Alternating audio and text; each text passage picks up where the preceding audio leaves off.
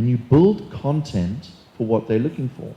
And it's not just building content, but it's tagging the content, because the engines don't understand that you've built a romantic comedy that has a bunch of people in a boat. We can't understand the visual or the audio. We rely heavily on you being able to tag up the content so that when people are doing searches, your content floats to the top. So it's just like a search engine. Those who live in that first page, those are the people who start getting the views. The more views you get, the more times you're going to appear on the top of that ranking. Now, building subscribers should be your number one focus. We've got a site called It's called the YouTube Creators Playbook. Take that down, YouTube Creators Playbook. This is not a magical guesswork platform. If you follow the guidance that we have in YouTube Creators Playbook, you will see success. It's a formula. Remember, this is a programmatic engine. So if you understand how this engine works and you do all the necessary bits, you will see success. And that's driven around subscribers. So if you get a subscriber, what happens is your content then starts appearing on their home screen. So just like Facebook, where you got your home screen, your content screen. As soon as you upload your fresh piece of content, there it is. It's sitting in their user's content stream. They can choose to have it emailed to them. So it's great. All of a sudden, you're getting, so picture Casper Lee with 1.5 million people getting an email saying, Casper's just uploaded a piece of content. Of course you're going to get views. When you start getting to, and you've got to be looking at millions. Hundreds of thousands, that's okay. That's probably what you're going to get in your local regions if you're targeting a local audience. So let's take those numbers and translate them into the show me the money moment. How does that set of numbers translate into revenues for people, so people have some sense of expectation? So to be able to figure out, so if you're looking at a local market where you only have a local audience and that there is advertising mechanisms on YouTube locally, that as a content provider you can earn per million views anything from $2,000 to $3,000. But if you're looking at a diasporan market, per million views you can look between $7,000 and $12,000.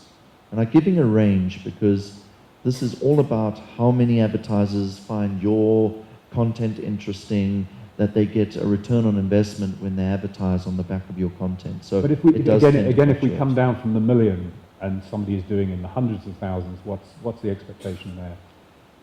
The expectation is it's a hobby. Okay, that's fine. So we know where we are. Exactly. Yeah. It is not about hundreds of thousands on YouTube. I can't stress that more. It is about millions.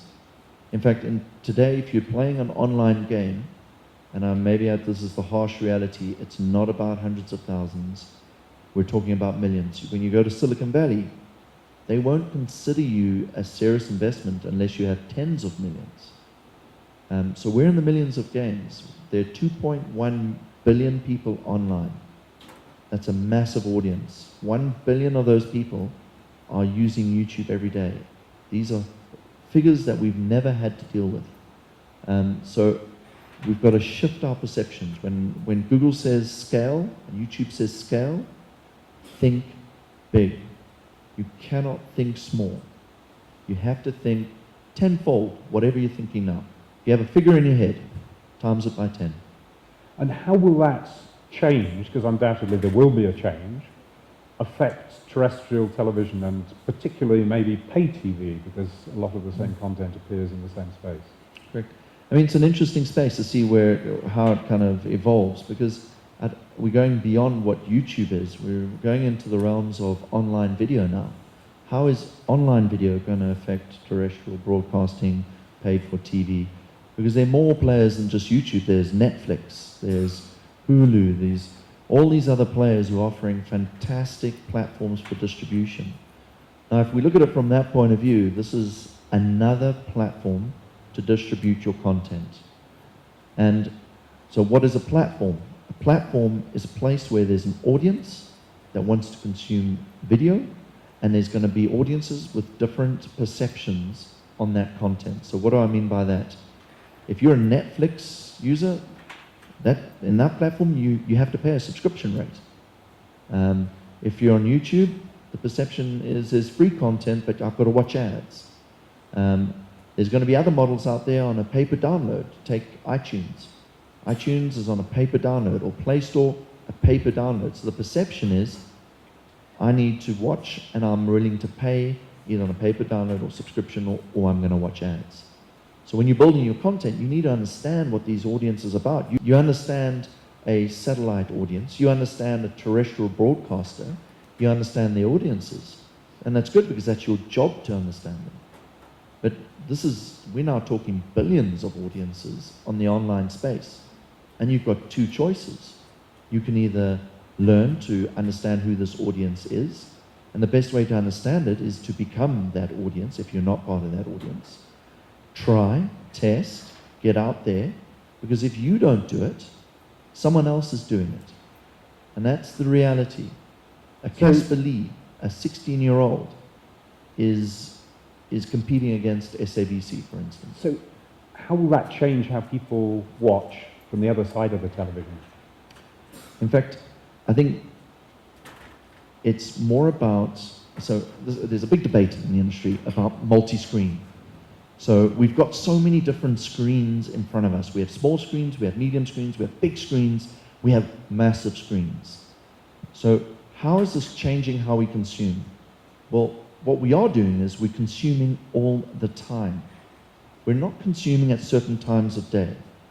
And how we are consuming this is all dependent on the velocity of the audience. I know this sounds nuts, because we're used to a static audience, either sitting in a chair watching on a big screen, sitting on a couch watching on a TV.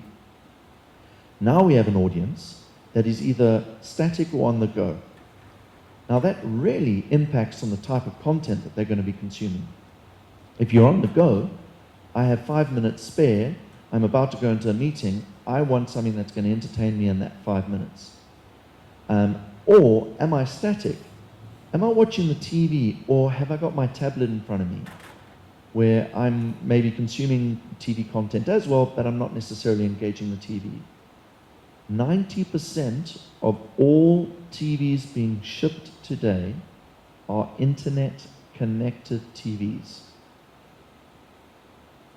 So the world of traditional broadcast is also being infiltrated on TV. It's not a debate between TV or mobile, or TV and a laptop. But your audience is going to be across all these different formats. So this coming year, we'll see more 4G LTE implementations on mobile. What does that alphabet soup mean? It means faster broadband on mobile. How quickly do you think that will impact the uptake of video? Because if you see 4G on a mobile, you say, I want the video, you turn it on, it's there. That's not what happens with 3G. So how quickly will that happen in Africa? Correct. So in Africa, we've got, what we see in technology is often the leapfrog effect. So why should I invest in a whole lot of technology to get to LTE, or should I just leapfrog to LTE? Now, there's a whole lot of other challenges about getting the right devices in people's hands. But again, I used to think these things took 10 years. In fact, in the past, it used to take 10 years. Nowadays, it takes a couple of years. And in a couple of years' time, it'll take a couple of months. So the rates that technology is being adopted is phenomenally quick. Now, I think the best way to describe how it's going to shift how online video is being consumed is, I'm going to share a story with you, I think. And I look at it, in the last 18 months, I have gone from a 3G connection at home, where I played 5 gigs. I had 5 gigs of connectivity. My children had one device, a laptop, and they watched a little bit of YouTube. And we burned through that very quickly. I've then been upgrading and upgrading and upgrading. I'm now sitting on a 10 megabit connection. And without me ever telling my kids, okay, you've got to stop watching video, or you've got to stop consuming internet, our usage has now gone to 5 gigs a day. My kids have 4 devices. We have 4 TVs, all connected to the internet. My own personal consumption, I spend 30% of my time now consuming online video. Okay, I am your super user, so don't look at me. Look at my kids who are 10 years old, who, unknowing to them, just because the internet connection got faster, their consumption went from 5 gigs a month to 5 gigs a day. Do they care? No, they don't. They don't pay the bills. They don't pay the bills. But then the prices come down with that. So it's come down. I'm still paying the same price for that same internet connect, or that same, I'm paying the same amount as I was 18 months ago. But I think you make the point very sharply, because there's a kind of rationing mentality amongst the operators. And actually, in order to sell more data, and they've got gazillions of terabytes of data now, they will have to bring the prices down and behave in a very different way.